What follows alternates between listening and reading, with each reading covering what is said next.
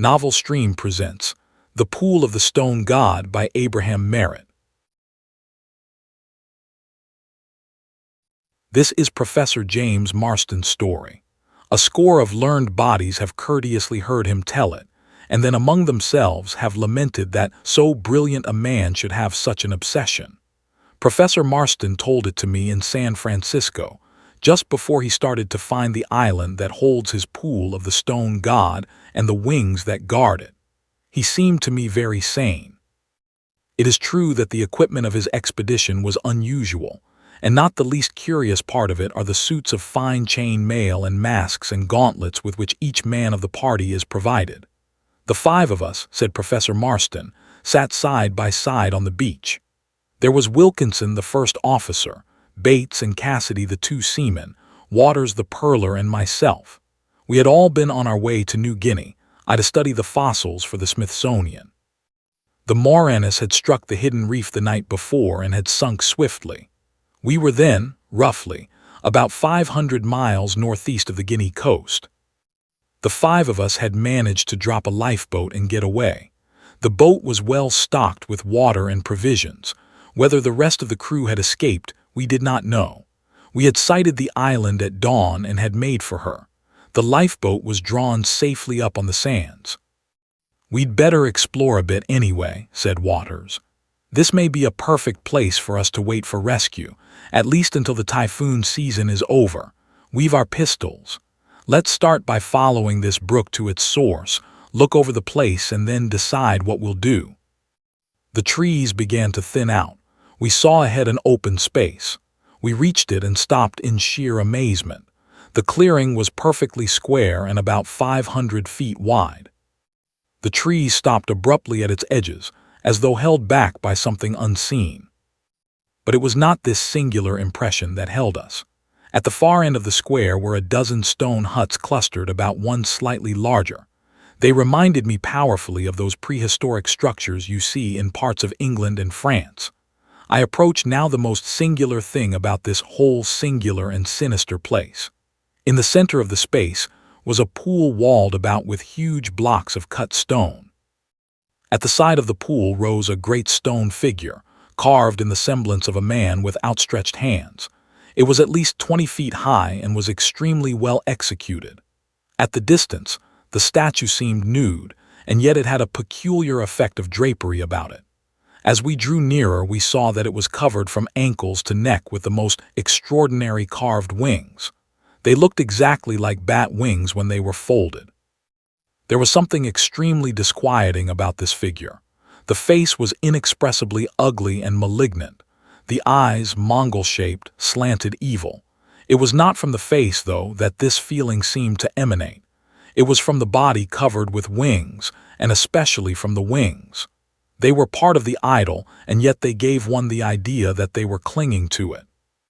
Cassidy, a big brute of a man, swaggered up to the idol and laid his hand on it. He drew it away quickly, his face white, his mouth twitching. I followed him, and conquering my unscientific repugnance, examined the stone. It, like the huts and in fact the whole place, was clearly the work of that forgotten race whose monuments are scattered over the southern Pacific. The carving of the wings was wonderful. They were bat-like, as I have said, folded, and each ended in a little ring of conventionalized feathers. They ranged in size from 4 to 10 inches. I ran my fingers over one. Never have I felt the equal of the nausea that sent me to my knees before the idol. The wing had felt like smooth, cold stone, but I had the sensation of having touched back of the stone some monstrous, obscene creature of a lower world.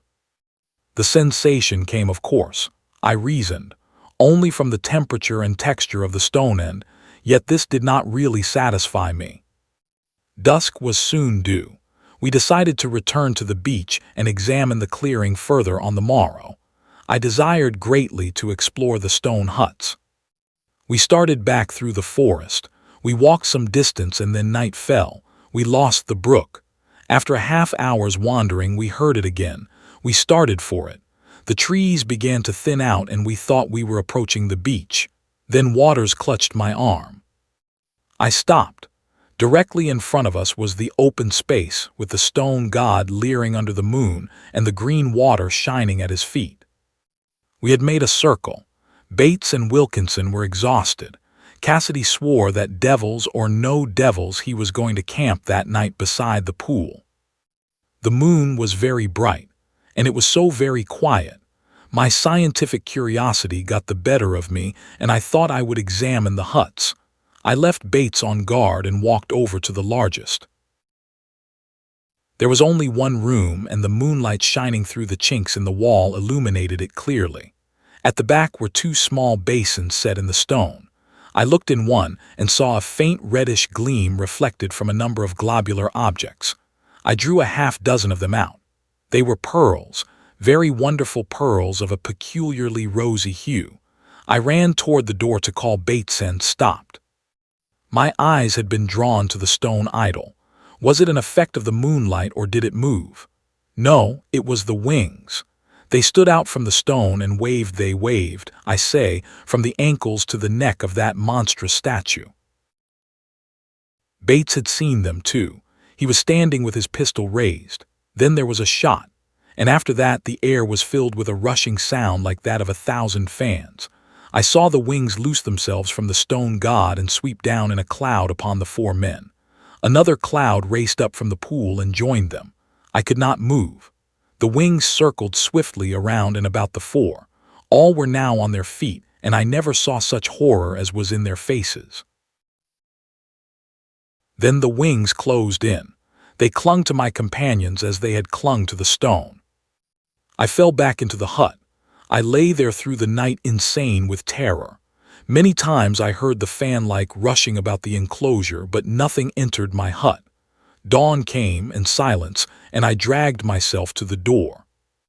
There stood the stone god with the wings carved upon him, as we had seen him 10 hours before. I ran over to the four lying on the grass. I thought that perhaps I had had a nightmare, but they were dead.